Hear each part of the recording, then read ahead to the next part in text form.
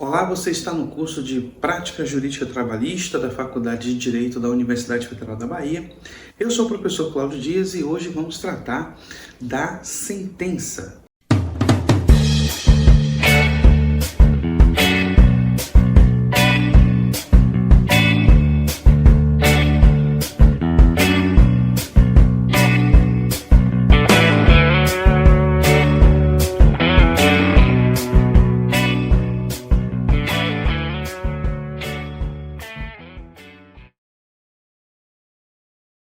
Uma questão também que deve ser destacada no que diz respeito à sentença trabalhista é a situação da intimação das partes.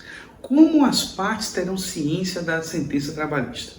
A regra, de acordo com o artigo 205, parágrafo 3º do CPC, é que as partes tenham ciência da sentença por meio do diário eletrônico, por meio do diário oficial.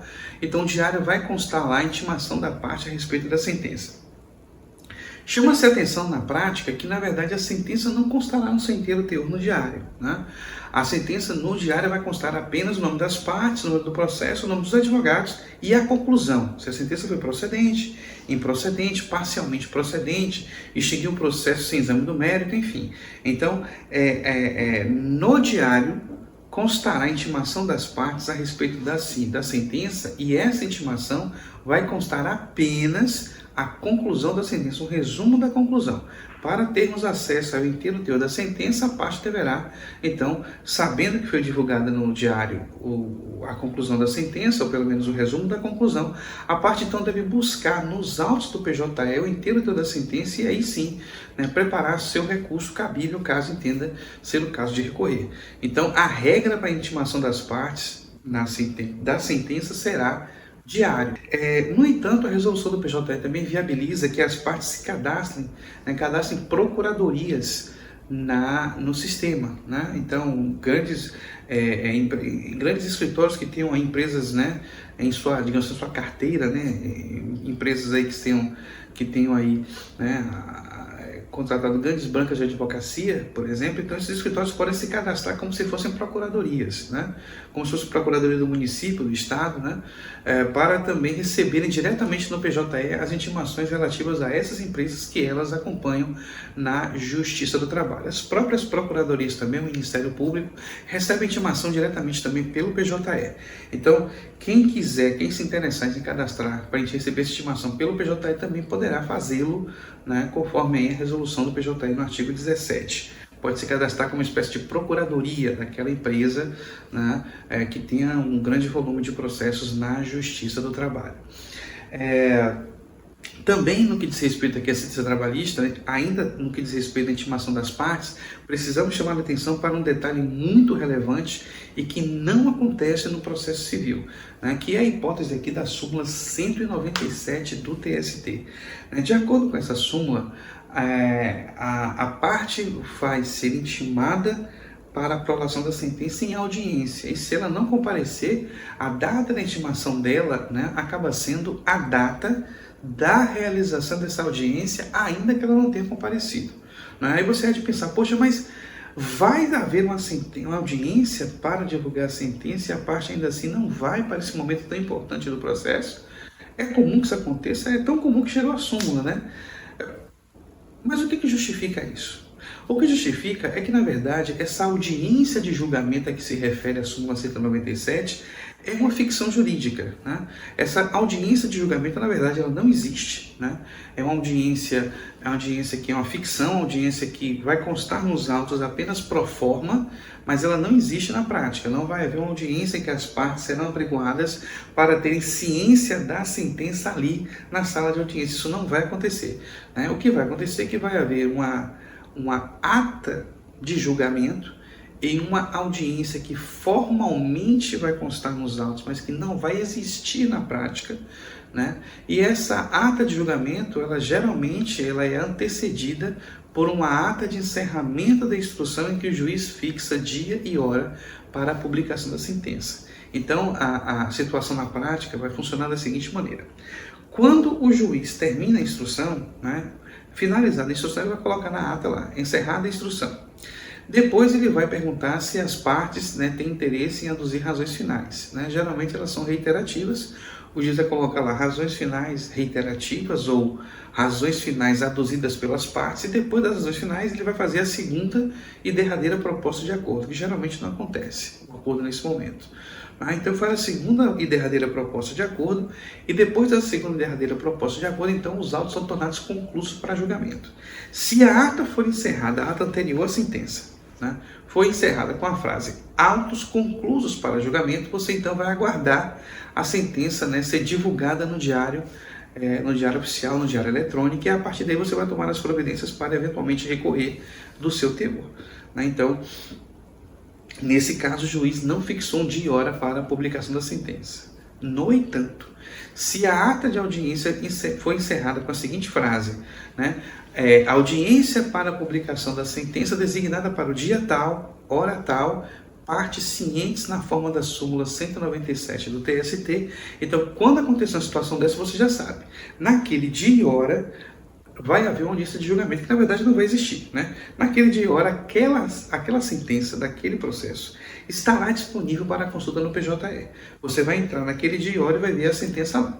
A sentença vai constar que as partes foram apregoadas e que estavam ausentes. É uma ficção jurídica, ninguém vai realmente, não se preocupe com isso. Porque essa audiência também ninguém vai ser apregoado na prática, é só pro forma. Então, o juiz, quando marca dia e hora para a publicação da sentença, ele procede dessa maneira. Ele cria uma audiência de julgamento que, na verdade, não existiu, vai constar em ata que essa audiência existiu e que as partes estavam ausentes, então passa a prolatar a sentença em audiência. Essa é chamada sentença no formato ata. Geralmente, a sentença no formato ata é essa sentença que decorre aí dessa designação de dia e hora para a publicação da decisão. Então, o juiz vai designar dia e hora para essa sentença, vai publicar essa sentença sem uma audiência real, é uma audiência apenas formal. Então vai juntar essa sentença nos autos do PJE. E aí a juntada dessa sentença deve corresponder no mínimo aí ao horário de hora que o juiz assinalou para a publicação da sentença. Então, nesse caso, quando o juiz assinala dessa forma, o seu prazo não vai ser aquele que vai contar a partir do diário. Então, se essa sentença for divulgada no diário, não vai, essa intimação no diário não vai renovar o seu prazo recursal.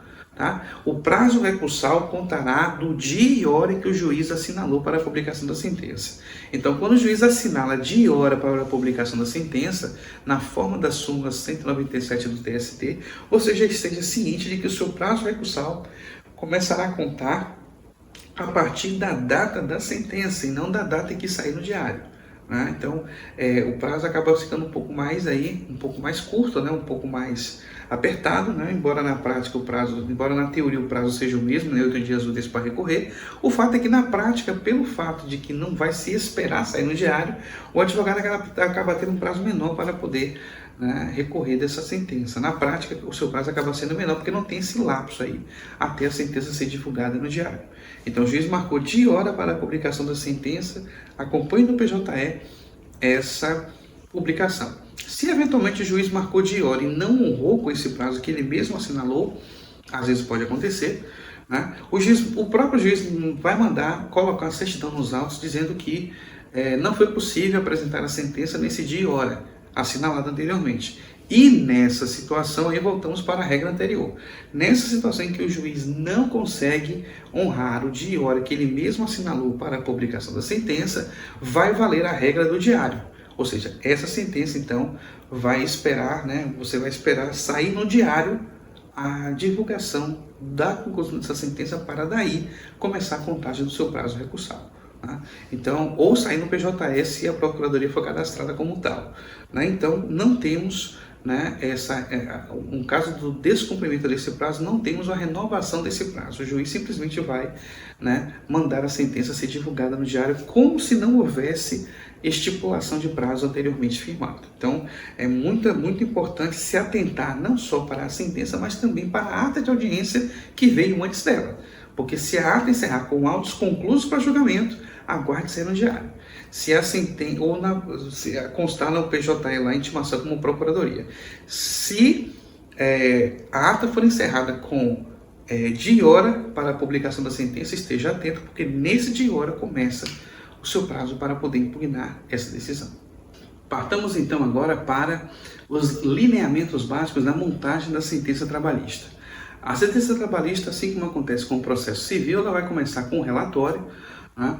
Esse relatório que é dispensado no caso do procedimento sumaríssimo, né? E o relatório vai constar aí o nome das partes, o resumo do pedido e o resumo da defesa, né? A CLT acaba colocando no artigo 832 também, né, a questão da apreciação das provas. Ela não sabe precisar se a apreciação das provas ela vem no relatório ou se é parte da fundamentação, né? Então, assim, a descrição da atividade probatória deve constar no relatório, mas a apreciação dela, né, o valor jurídico atribuído pelo juízo para essas provas deve constar na fundamentação, né? Então você, quando fizer o relatório, né, coloque o nome das partes, coloque o resumo do pedido, o resumo da defesa e a atividade probatória feita pelas partes. A questão da apreciação das provas fica para a fundamentação. Então, uma vez que você encerra a parte do relatório, né, aí você pode encerrar o relatório com a frasezinha: o relatório passa a decidir, o relatório passa-se a decisão, enfim, né, você escolhe uma frase para arrematar o relatório, dizendo que o relatório está, a partir dali está, né, encerrado. Então vamos verificar a elaboração da sentença trabalhista no que diz respeito aqui a essa primeira parte, que é a parte do relatório. Então a sentença em formato CPC, ela vai ter aqui, né, a identificação, né, do órgão judiciário, do número do processo, reclamante, reclamado e expressão sentença. Então nós temos aqui indicação um relatório. Perceba que o relatório não é tão longo, numa tela apenas. Caberia o relatório completo. Esse relatório preenche as exigências do artigo 832 da CLT, no entanto, perceba que é um preenchimento bastante enxuto. E por quê? O artigo 832 da CLT, ele exige que as partes, né, sejam mencionadas na sentença. Então, o nome das partes, essa exigência foi cumprida aqui. Nome do reclamante, nome da primeira reclamada e nome da segunda reclamada. Se trata, portanto, aqui de uma terceirização, já que temos aqui um litisconsórcio passivo. Então, nome das partes, exigência cumprida. Resumo do pedido. Nesse ponto aqui, a sentença menciona que a inicial a inicial consta nos autos e que teve uma postulação de alguns pedidos que constam na inicial. No entanto, ela não transcreve nem resume os pedidos. Então, formalmente, a exigência está cumprida por mencionar, né, que a inicial trouxe os pedidos para a reclamação. No entanto, é uma exigência cumprida de maneira bastante simplória. Né? Acaba que, na prática, os juízes não dão tanta importância para o relatório e as partes também não, porque é a parte da sentença menos importante, praticamente não gera nulidade. Então, não se dá tanto capricho, não se aplica tanto capricho para fazer o relatório. Então, se você estiver se submetendo a um concurso para uma magistratura trabalhista, aí sim, vale a pena realmente investir um pouco mais no resumo do pedido, mas fazendo a sentença na prática, como magistrado trabalhista, realmente não faz muito sentido, né, dedicar tanto tempo para resumir o que consta na inicial. Então, a CLT exige um resumo do pedido e, na prática, os juízes costumam apenas mencionar que a inicial consta nos autos e com os pedidos, né, que foram apresentados na peça. Também a CLT exige um resumo da defesa e, nesse caso, a primeira reclamada, né, foi revel, ela, portanto, não apresentou defesa, e a segunda reclamada se defendeu anexando documentos. Então, houve uma apresentação aqui, uma menção da defesa da segunda reclamada. Também a CLT exige, mais uma vez, a questão do capricho. Não teve resumo, teve a menção, mas não teve o resumo, então vale a mesma observação feita quanto ao item anterior. Fazendo concurso, fazendo uma prova de sentença, dedica um pouco mais de tempo para resumir o pedido e resumir a defesa, mas na prática, realmente, os juízes acabam apenas mencionando que tem petição inicial com pedidos e que tem defesa apresentada pelos reclamados. A CLT também exige, na questão do relatório, que se mencione a apreciação das provas. Isso é cumprido aqui também. A segunda reclamada anexou documentos, então tem prova documental da reclamada. Também foi mencionado que não houve interrogatório, porque o juiz entendeu que não era necessário ouvir as partes, então o interrogatório foi dispensado e também não foi produzida a prova testemunhal. Então a questão probatória também foi mencionada aqui no relatório. Então o relatório acaba encerrando aqui com o restante dos trâmites. A fixação do valor de alçada, a questão da prova, o encerramento da instrução, razões finais reiterativas, rejeitadas aqui as propostas de conciliação. Passando agora para a sentença em formato ata. Essa sentença em formato ata, perceba que ela se inicia com termo de audiência, menção à sentença. Então nós temos a sentença, perceba que é um blocão sem separação de parágrafos. E essa sentença em formato ata, geralmente, não é sempre que acontece, mas geralmente, quando o juiz encerra a audiência anterior, mencionando a súmula 197, geralmente ele aplica o formato ata. Quando ele menciona autos conclusos para julgamento, geralmente ele aplica o formato anterior, o formato CPC, com relatório, fundamentação e dispositivo de maneira separada. Mas isso não tem uma regra que atrele um formato a determinada estrutura. É a questão apenas de você verificar na prática que incidência maior acontece dessa forma. Então, nesse caso aqui, nós temos uma sentença em formato ata, e a sentença em formato ata ela vai se iniciar com a menção à abertura da audiência. A audiência aqui, como eu disse, é uma audiência fictícia, ela apenas para publicar a sentença, para constar formalmente que a sentença foi publicada. Então temos aqui a menção ao juiz, apregoados os litigantes e as partes foram ausentes. E por que as partes foram ausentes? Porque, assim como já mencionado no vídeo, essa audiência não vai existir na prática, não vai existir um pregão dessa audiência para que as partes compareçam. Em seguida foi proferida a seguinte sentença. Então temos aqui a menção ao nome das partes, a ajuizou a reclamação e a alegação da petição inicial. Então alegou que os trabalhadores são empregados da acionada, anexando documentos, formulando os pedidos. Então temos o resumo do pedido. A reclamada apresentou defesa escrita e anexou documentos. Temos o resumo da defesa. A questão probatória foi dispensar interrogatório. Não foi produzida nem prova testemunhal, nem prova pericial. Então também aqui cumpriu a exigência da CLT, porém de maneira também simplória, já que a sentença mencionou os elementos, nome das partes, pedido, defesa, provas, mas não fez uma apreciação mais caprichada desses elementos. Então esses elementos estão cumpridos também aqui nessa sentença em formato ata. Então ambas as sentenças cumprem aqui a exigência da CLT, embora de maneira simplória, se vocês se submeteram à prova para a magistratura trabalhista, uma prova que cobre sentença trabalhista, chama atenção para a necessidade de caprichar um pouco mais no relatório para atender com mais especificidade as exigências que a CLT estabelece. Na parte da fundamentação e motivação, os juízos, como a reclamação trabalhista ela se caracteriza na prática pelo fato de ter muitos pedidos, acumulação de pedidos, a sentença também ela vai ter tópicos, Esses tópicos aí gastam algumas poucas linhas, digamos entre 5 e 10 linhas para cada tópico em média, Então cada pedido vai merecer uma apreciação rápida do juiz. A montagem da fundamentação acaba seguindo um critério lógico que é, primeiro, vem aqui as questões preliminares ou processuais. Então é nesse ponto que o juiz vai apreciar uma preliminar de contestação, vai apreciar a concessão do benefício da justiça gratuita, vai apreciar algum requerimento para expedição de ofício, para obtenção de outras provas, vai apreciar aqui questão de nulidade processual que tenha sido suscitadas, enfim, questões processuais, procedimentais e preliminares serão apreciadas, serão aqui as questões que abrem a parte da fundamentação da sentença, porque se o juiz acolher qualquer delas, se o juiz acolher, por exemplo, a preliminar de coisa julgada, ele não precisará avançar no julgamento do mérito, porque como já foi acolhida a preliminar de coisa julgada, segundo a qual aqueles pedidos já foram apreciados pela justiça anteriormente, a justiça já se debruçou sobre eles anteriormente, não faz mais sentido continuar julgando. Então essas questões preliminares e processuais, elas vêm no início da parte da fundamentação, exatamente para possibilitar que o juiz analise uma possível questão de prejudicialidade, ou seja, se ele acolhe a preliminar que vem a extinguir o processo, ele não precisa avançar sobre a questão meritória. Então se coloca primeiro essas questões preliminares e processuais na abertura da parte da fundamentação, da motivação da sentença.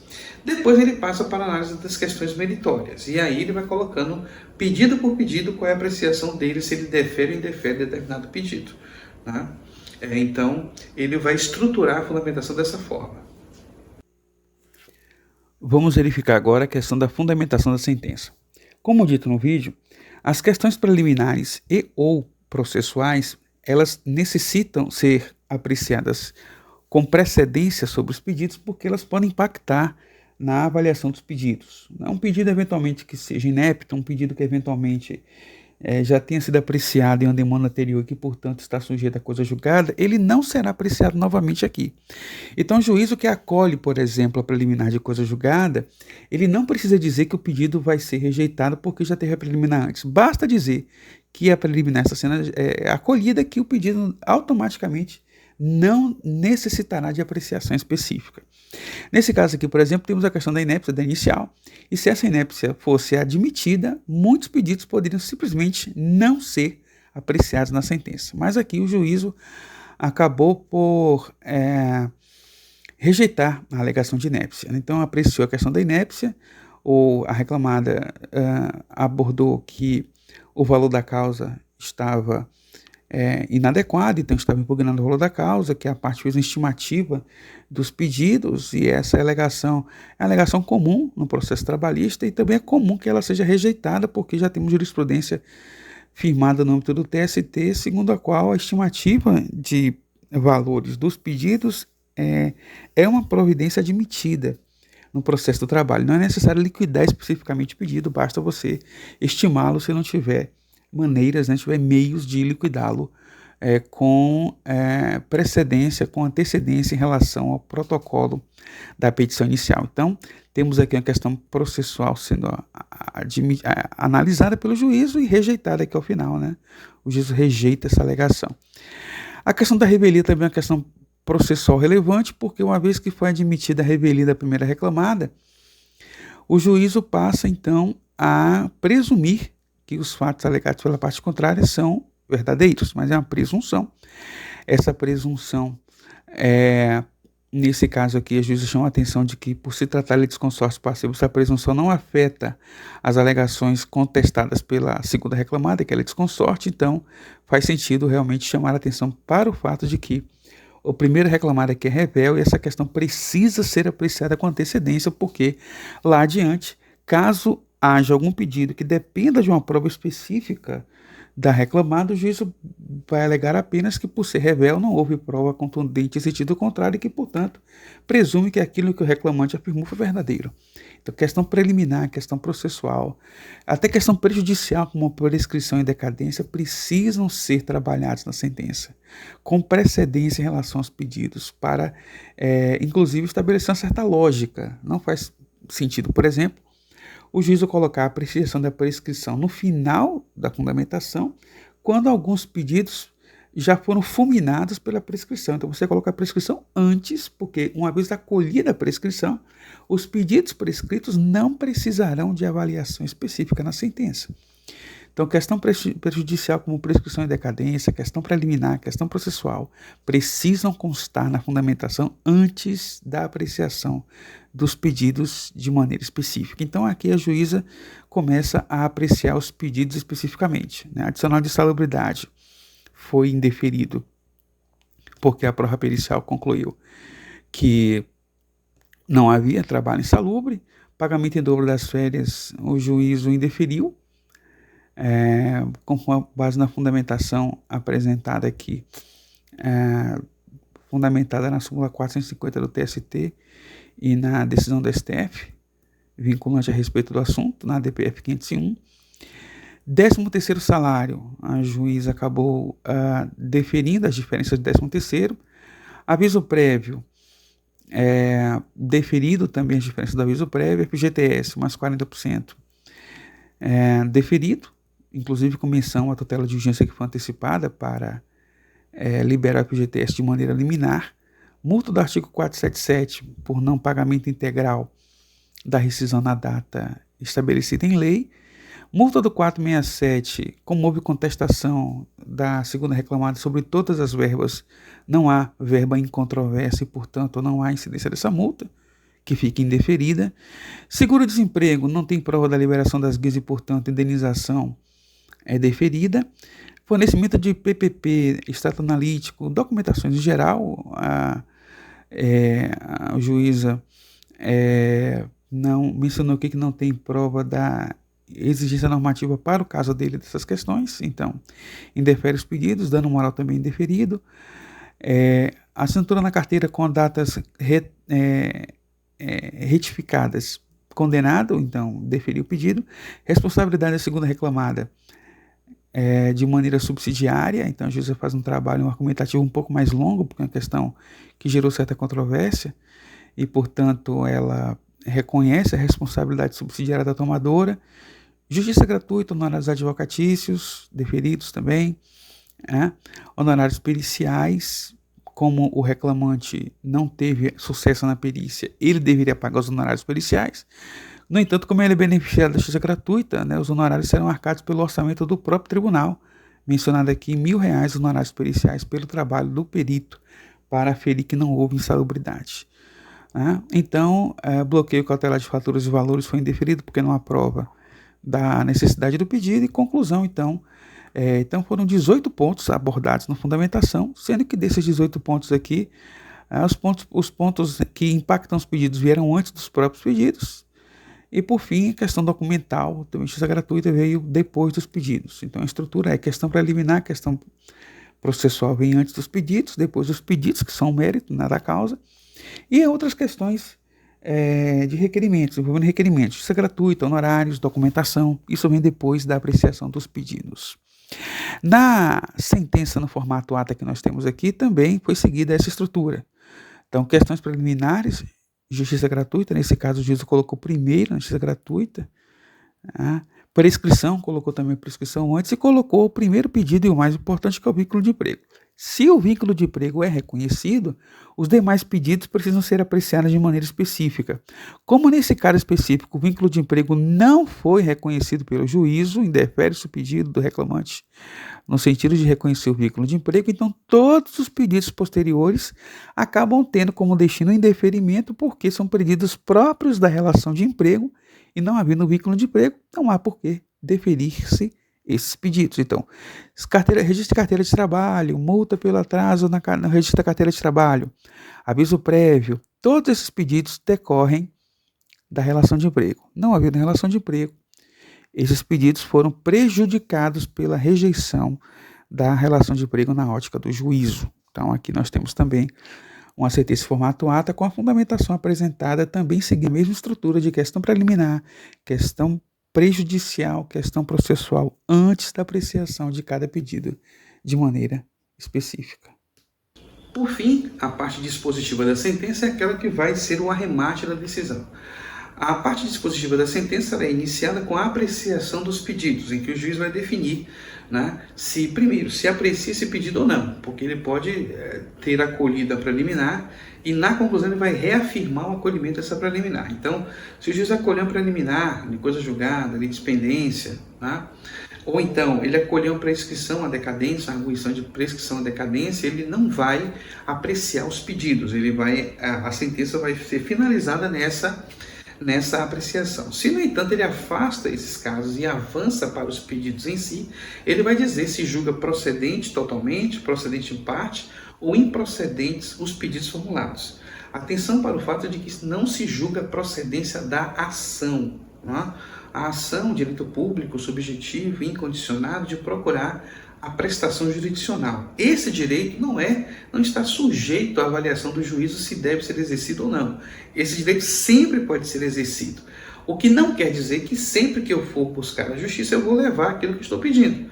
Então, a apreciação pela procedência em parte ou improcedência dos pedidos, é sobre aquilo que foi levado para a justiça, sobre a pretensão manifestada pelo reclamante, sobre o pedido formulado e não sobre a ação. Então, a procedência dos pedidos. Então, o juiz vai decidir se julga os pedidos procedentes ou não, ou procedentes em parte, e aí vai dizer que condena o reclamado a pagar o valor tal, vai dar o valor completo, o valor global da condenação nesse dispositivo. E tem uma frasezinha que os juízes do trabalho usam com bastante frequência, que é a seguinte: nos termos da fundamentação, que se considera aqui integralmente transcrita. Então, os juízes decidem dessa forma. Ante exposto, decide esse juízo julgar procedentes em parte os pedidos tais para condenar o reclamado a pagar ao reclamante o valor de R$30.000 conforme fundamentação, né, que passa a ser considerada como se aqui estivesse integralmente transcrita. Por que existe essa frase aí de trazer a fundamentação para o dispositivo? Né? Por que o juiz não coloca tudo aquilo que deve ser deferido no dispositivo? É porque o dispositivo ficaria muito longo, né? E o juiz acabaria sendo uma questão redundante, uma questão aí, né, de prolixidade da decisão, porque ele já fez apreciação na parte da fundamentação. Na conclusão, só precisa fazer o arremate. Então, ele coloca essa frase, né, primeiro para preservar aí, né, a fluidez do texto da sentença. Segundo e principal, porque a fundamentação, como se sabe nos termos da legislação processual civil, a fundamentação não faz coisa julgada, né? Então, o advogado mais esperto poderia, inclusive, dizer o seguinte: não, como o juízo deferiu ou indeferiu tal pedido na fundamentação, e a fundamentação não faz coisa julgada material, então eu poderia renovar esse pedido numa outra reclamação. O advogado mais esperto poderia suscitar esse tipo de argumento aí, argumento que não seria de todo descabido, né? Mas aí, então, quando o juiz coloca que a fundamentação se considera integralmente transcrita no dispositivo, ele acaba dando à fundamentação também o tratamento de dispositivo. Ou seja, a fundamentação, nesse caso, também se reveste do manto da coisa julgada.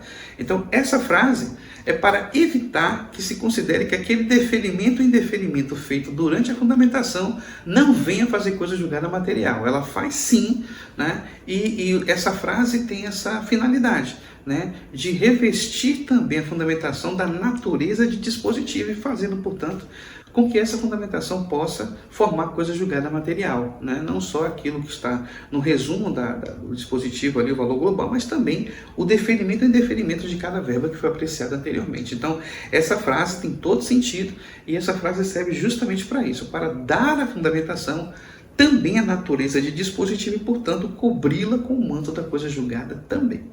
Ainda dentro do dispositivo, o próximo ponto que a gente tem que tratar é a questão das custas. Como já afirmei anteriormente, né, de acordo com o artigo 800, né, e 32 da CLT, as custas devem constar na sentença sempre, sempre, sempre, sempre, mesmo que as partes não devam pagá-las. Né? Imagina a situação, por exemplo, de um reclamante contra o município. O reclamante recebe justiça gratuita e o município, por ser pessoa jurídica de direito público, não paga custas. Nessa situação, ninguém vai pagar custas. Mesmo assim, o juízo deve fazer a condenação em custas, ainda que seja para não cobrá-las de ninguém.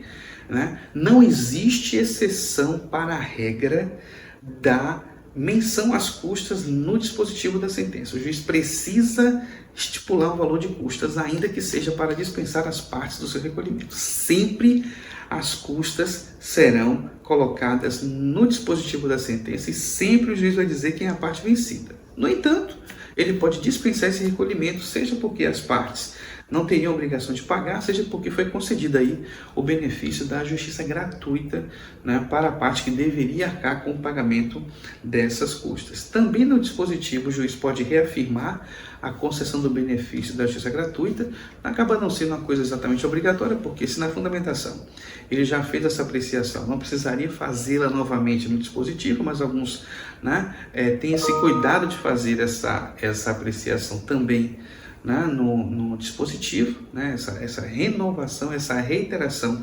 da concessão da justiça gratuita, né? Também aqui no dispositivo o juiz vai tratar sobre a questão da contribuição previdenciária, né? Se as verbas, né? Se a União deve ser intimada ou não a respeito da contribuição previdenciária, caso haja alguma verba aí de natureza, né, indenizatória a ser questionada, né? O juiz também pode colocar na condenação a questão dos honorários advocatícios, eventual questão de litigância de má-fé, também tudo isso poderá constar, né, na conclusão. Os honorários advocatícios nem poderão, né, deverão constar, porque o juiz vai definir, né, o percentual do valor dos honorários, né, observada aí a sucumbência recíproca, se for o caso. Lembrando que a sucumbência recíproca para os honorários advocatícios no processo de trabalho, ela existe, não existe para fins das custas, tá?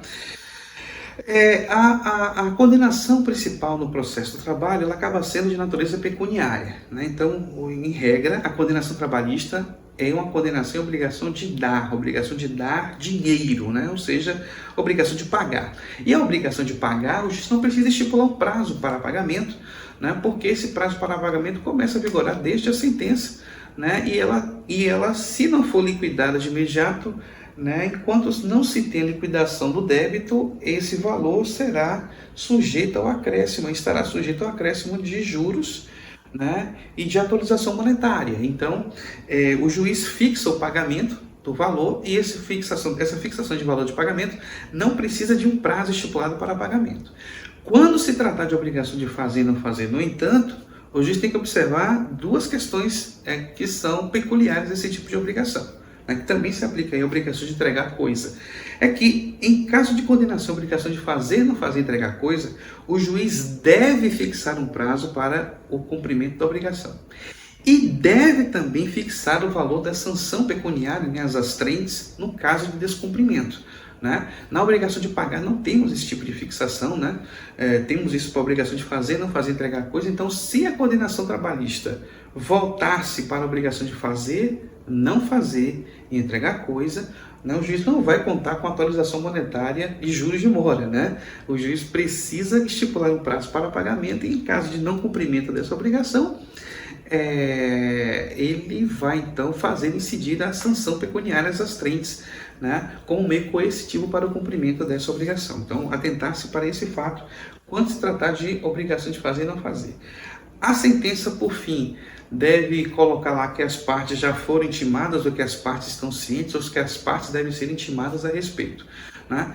Lembrando que, conforme a ata anterior, se o juízo já definiu que as partes deveriam estar cientes com base na súmula 197 do TST, nenhuma intimação, nenhuma determinação de intimação é necessária na sentença. Né? As partes já devem estar intimadas desde a audiência anterior sobre o dia e hora para a publicação da sentença. No caso de o juiz ter encerrado a ata anterior com a expressão autos conclusos para julgamento, sem definir o dia e hora para a divulgação da sentença, então, nesse caso, é prudente colocar lá na sentença, intimem-se as partes, né, como providência a ser adotada pela Secretaria para lançamento dessa sentença no PJE e no diário, né, para que as partes sejam formalmente cientificadas do seu teor. Né. E por fim, então, o juiz vai colocar local, data, assinatura e sua identificação como juiz ou juíza do trabalho. Né. E aí temos, então, encerrada, né, a decisão judicial. Né? E então vamos esperar agora o que as partes, né, a reação das partes a respeito dela. Verificaremos agora a questão da conclusão do dispositivo da sentença. Na sentença formato CPC, temos os elementos fundamentais da conclusão da sentença. Então, primeiramente, a indicação clara do julgamento pela improcedência, procedência em parte ou procedência total dos pedidos formulados pelo reclamante. Nesse caso aqui, a juíza julgou procedentes em partes os pedidos para condenar a primeira reclamada e subsidiariamente a segunda reclamada a pagar ao reclamante a quantia de 13 mil alguma coisa, com juros de correção, valor correspondente às parcelas deferidas acima, nos termos da fundamentação supra e planilha de cálculos anexa.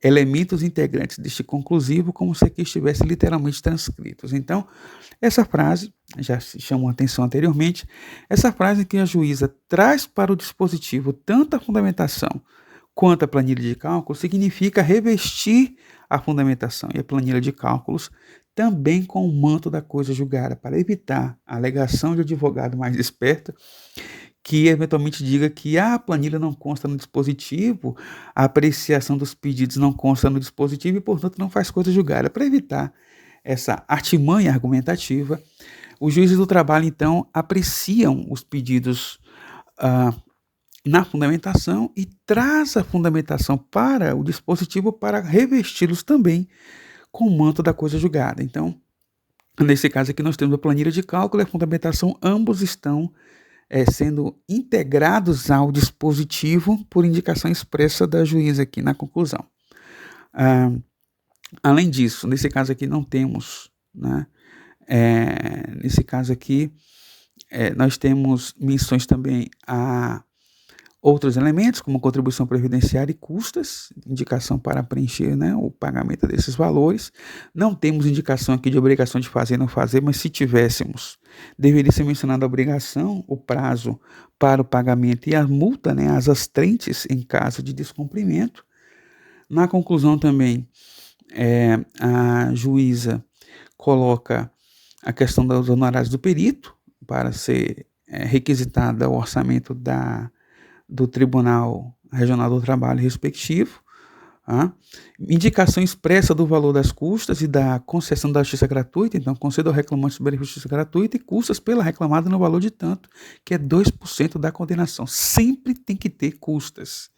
O detalhe é que a primeira reclamada aqui, né, ela é pessoa jurídica de direito privado, ela deveria pagar as custas, e a segunda reclamada, que é uma autarquia estadual, não paga custas, porque ela tem esse benefício da isenção de despesas no processo do trabalho, isenção de custas no processo do trabalho. Observe, por fim, a menção a intimem-se as partes. Por que intimem-se as partes? Porque as partes não foram intimadas ainda dessa sentença. E não foram intimadas porque na ata de audiência anterior, a juíza mencionou que os autos estavam concluídos para julgamento e não fixou de hora para a prolação da sentença. Então nós temos aqui indicação da procedência e improcedência dos pedidos, a questão do valor da condenação, a integração da fundamentação do plano de cálculos no dispositivo, indicação da contribuição previdenciária e das custas, é obrigatória a menção das custas na sentença, e por fim, indicação de necessidade de intimar-se as partes da prolação da sentença. No caso da sentença em formato ata, nós temos o seguinte: depois da apreciação dos pedidos aqui na fundamentação, temos a indicação do juiz encerrando a fundamentação. Eis a fundamentação, então ele encerra a fundamentação completa. Depois vem, posto isto, resolve esse juiz julgar os pedidos formulados pelo autor como improcedentes a fim de indeferir todos eles, tudo no termo da fundamentação supra que integra a presente decisão. Do mesmo jeito, né? Integra a presente decisão, então ele está trazendo para a conclusão, para o dispositivo, a fundamentação em que ele apreciou cada pedido. Custas pelo reclamante no importe de R$700, calculado sobre 35 mil. Nesse caso, como foi totalmente improcedente, não tem condenação para o reclamante. Então ele vai arbitrar um valor que foi arbitrado em 35 mil, e aí vai se perguntar se o reclamante teve deferido o benefício da justiça gratuita. Vamos retornar aqui e verificar que o juízo deferiu a justiça gratuita ao reclamante. Aqui está. Se deferiu, por que condená-lo? Porque toda sentença, sem exceção, tem que mencionar as custas. Então ele vai condenar as custas, ele vai arbitrar um valor, nesse caso, como não teve condenação, ele vai arbitrar um valor, arbitrado em R$35 mil, calcular 2% de 35 mil, que são R$700, vai condenar o reclamante a pagar os R$700. No entanto, como o reclamante obteve o benefício da justiça gratuita, cujo pagamento fica dispensado na forma da lei, porque teve benefício, então não vai pagar. E para constar por lavrada a presente ata, que segue assinada na forma da lei, partes cientes. Nesse caso, o juiz mencionou partes cientes por quê? Porque na audiência anterior, ele designou dia e hora específico para a publicação da sentença. Então, quando o juiz encerra a audiência anterior, ainda pendente de definir quando a sentença será prolatada, coloca-se, então, autos conclusos e a sentença vai ser finalizada com a necessidade de intimação das partes. Nesse caso aqui, não seria necessária a divulgação da sentença no diário, porque as partes já estão cientes previamente por conta da indicação na audiência anterior do dia e hora para sua prolação, conforme súmula 197 do TST. Então, assim, nós temos o dispositivo da sentença trabalhista. Essa, então, é a nossa abordagem a respeito da sentença trabalhista sob o ponto de vista aí da prática jurídica trabalhista. Espero que o conteúdo desse vídeo tenha sido proveitoso. E para você que nos assiste, deixo o convite para que se inscreva no canal e acompanhe futuras atualizações, que de tempos em tempos a gente vai colocar aqui novos vídeos a respeito da prática jurídica trabalhista, como que funciona aí o processo de trabalho sob enfoque né, prático, sob enfoque aí do que acontece no dia a dia forense. Agradeço a oportunidade e até a próxima.